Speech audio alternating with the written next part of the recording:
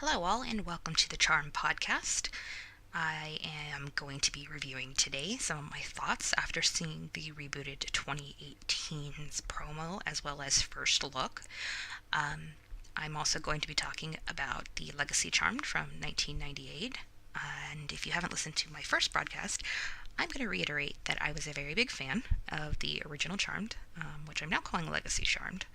And I am watching 2018's reboot with cautious optimism, and I'm trying to approach it like I would approach any new show that I wasn't a gigantic fan of. So, without further ado, some of the first things that I noticed is Valerie Cruz as the girl's mother. If you don't know Valerie Cruz, she actually starred on the Dresden Files as the lead actress. She was a detective, and she was very, very good. I definitely enjoyed the Dresden Files. It lasted one season, I believe it was on Sci-Fi.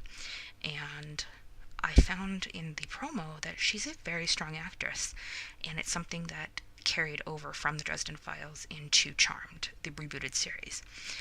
So I am slightly concerned that they went with the approach of killing the mother off, which is the same approach that they used in the original Charmed, except their mother died much, much earlier. They were raised by their grandmother primarily. Instead of their mother being the one that primarily bound their powers, it was their mother and their grandmother, for reasons regarding a demon that happened to trick their mother. So, when it comes to the Charmed reboot, it may have behooved the script writing department to keep their mother alive, but it is Charmed, and if they follow anything, which it does appear that they are doing from the Legacy Charmed, that you can summon the dead, and they can become corporeal. So I look to see a lot more of Valerie Cruz, and hopefully in a positive way that allows us to interact with their mother as viewers. There's one thing that I noticed when it came to the oldest sister and her telekinetic powers. There was a very big scene where Prue had learned to use her powers, and the sugar, I believe it was, slid across the bar. In watching the bar scene, I had a moment of, oh, come on, can we please not reiterate something down to the verbatim of the original Charmed?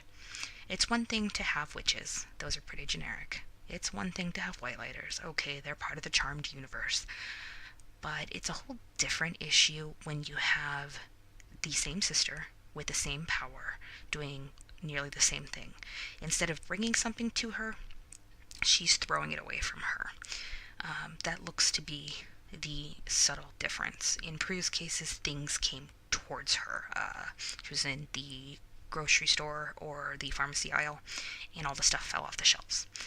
So I'm hoping that as the show progresses, they find different ways of communicating the telekinetic power instead of having it just up there and basically cloning scenes from the 1998 version. You definitely want to have some of the callbacks to it, I guess, as a reboot, but having unoriginal scenes is going to be a big turnoff for me as a viewer, because I would think that part of the hope is to bring in some of the younger viewers. And if the younger viewers' parents have watched Charmed, like me, I have a daughter, then my inclination is, great, strong, powerful women. But in order to be strong, powerful women, let's not have a copycat show in which my daughter's already watched the original Charmed. So, bring something new to the table. One thing that I have slight concern over is that the powers of mind reading. Now, we are in the same channel network as the Arrowverse, and if you don't know what the Arrowverse is, Arrow, Flash, Supergirl, and Legends of Tomorrow, as well as Black Lightning, I believe it is called.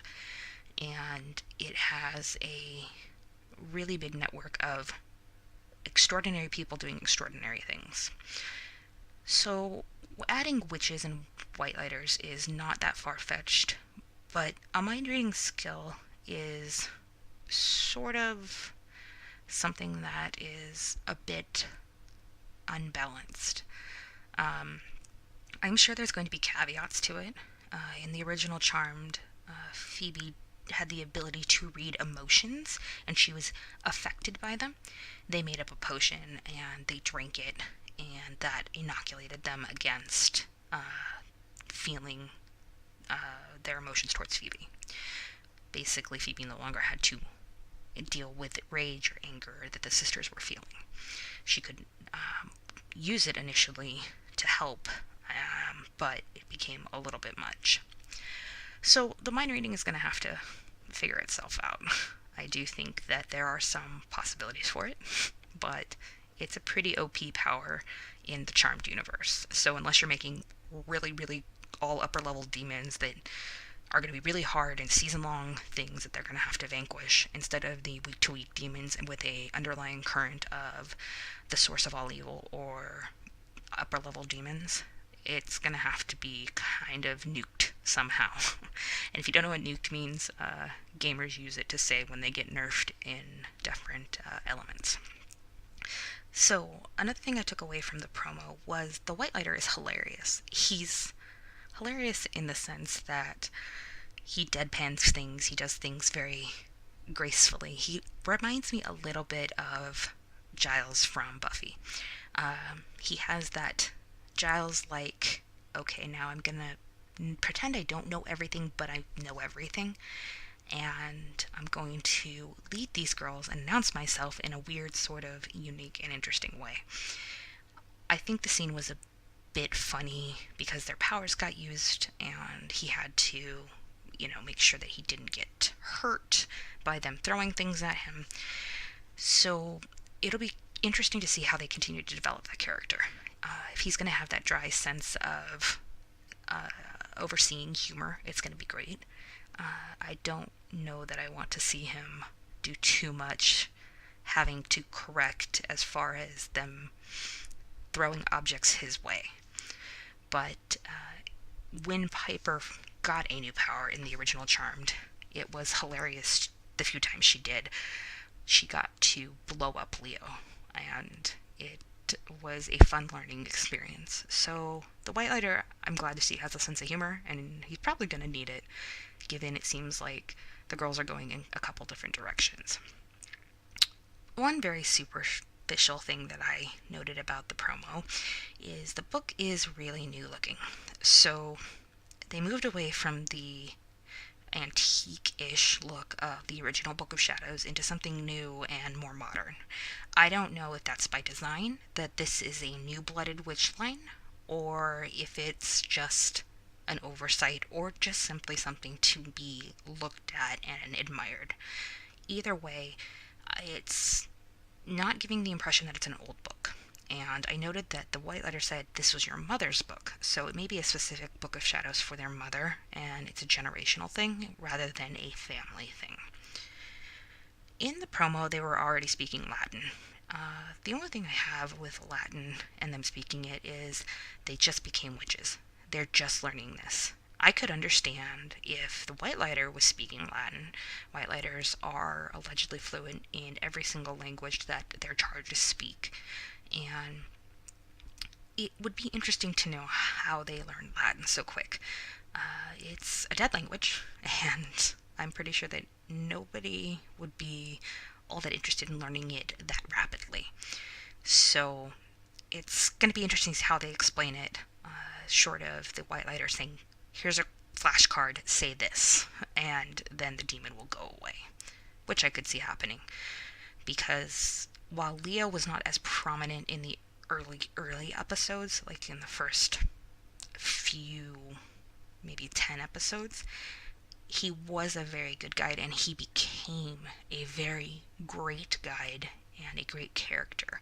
So by comparison, the Whitelighter's on track to at least maybe be a great character.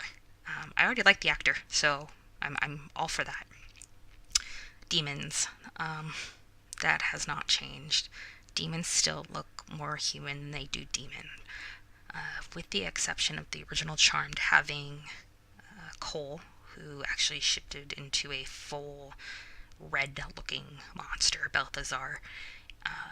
Tempest was a very good character as well, and the source of all evil was well done. He was just kind of like the Grim Reaper with a half-bloodied face, but so far I can tell that they're going the original Charmed route. Don't make very flashy demons. Save the budget for other, moving things around and having to use powers and make things do things in CGI that they wouldn't be doing, which is probably a good trait. The 1998 version survived doing it that way, and the 2018 version can definitely survive doing it that way as well. Another superficial thing that I'm a little off about the timeline is how much older is the half-sister compared to her other sisters. And the reason I say that is in the 1998 version of Charmed, they were basically stepping stones, very close in age by appearance, very close in birth order, and there didn't appear to be a big age gap. Now, when I'm looking at the show right now, I am either seeing there's a pretty big age difference, which would indicate the older sister doing beyond education and having a 4-year degree and being able to do all these things, compared to the younger kids. There we go. I'm hoping that they'll explain the age, and then it won't be such a in-your-face type of thing that you kind of go, well, what's going on here? Should I think about it this way, or should I not think about it this way? And I'm pretty sure that they will get to explaining it. It's just a matter of when they do. So far, that is my thoughts. Looking at the promo, looking at what I am interested in seeing from the promo, and what potentially could be stuff that they may need to improve on and may need to kind of reroute and be slightly different. However, overall, if you look at the original Charmed promos from 1998 and you watch the unaired pilot and then you go and look at these promos and basically put out of your mind that you are comparing it, even if you're subconsciously trying not to, it is on par with the original Charmed. There is some concern, like I said, about the mind reading, but it's not so concerning that it can't be handled. Now, that could change once it airs. If the mind reading becomes a very big issue, of course you're going to want to investigate it and be like, this is not the road that I really liked for this character. But then again, wasn't a big fan of Phoebe either. So it's equally, at least as annoying. So my next podcast should be tomorrow, and my goal is to start breaking down the comparisons and the differences between characters. I am probably going to start at Whitelighters. They are probably the least controversial characters. Fundamentally, their structure is the same, and it is the personality that builds the character. The sisters will probably go in order, and I'm trying to figure out the best and most effective way to do all 4 of the 1998 Charmed sisters and incorporate the 2018 rebooted sisters in parallel. And I think what I'm going to do is I'm going to compare Prue to the oldest sister, etc., etc., and it hopefully will bring some comparison of being good and comparison of things that might be different. And it maybe will give an insight to how these characters are acting in the trailer, which I'm hoping to reflect on later and come back to this to see if my initial assumptions were different once I started looking into the characters, reading about them, and seeing what the CW has put out there to investigate. So until then, have a great day, and I'll see you tomorrow.